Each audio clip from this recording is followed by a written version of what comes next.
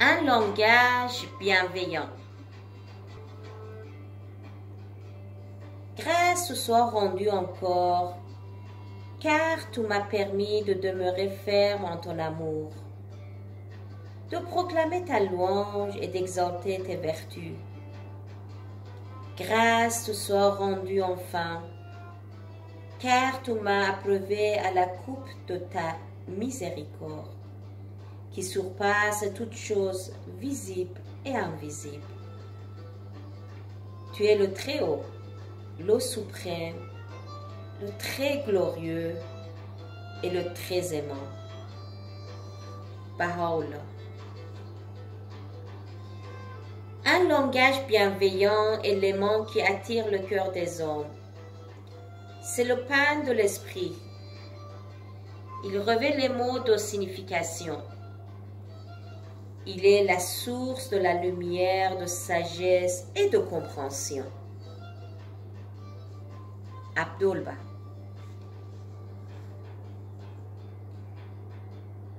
Une anecdote sur la vie d'Abdul-Baha tirée du livre Réflexions quotidiennes et Histoire pour enfants, volume 1. Des propos désobligeants.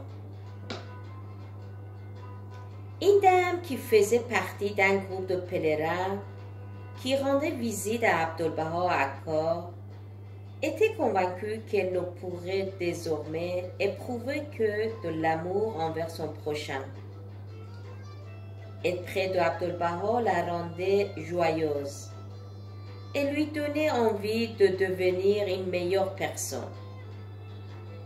Mais un après-midi, alors qu'elle se trouvait dans sa chambre avec deux de ses amis, elle dit des choses peu aimables au sujet d'une autre amie.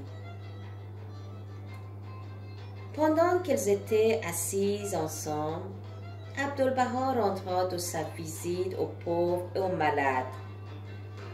Il envoya chercher une des personnes qui avait entendu les paroles désagréables prononcées dans la chambre.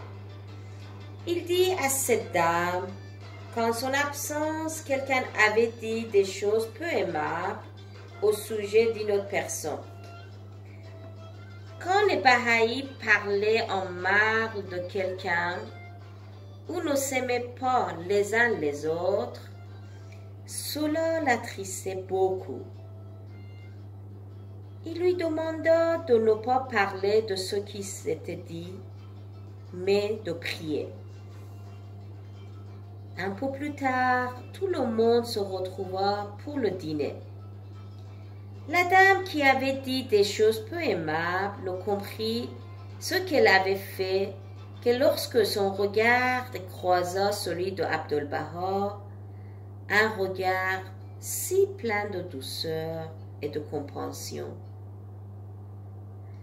Elle se rendit compte immédiatement qu'elle avait mal agi et éclata en sanglots.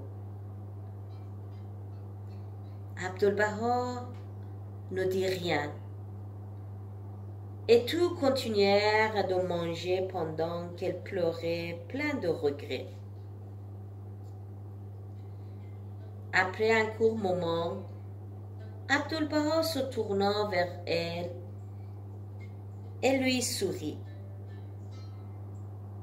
Il prononça son nom à plusieurs reprises, comme s'il appelait à lui.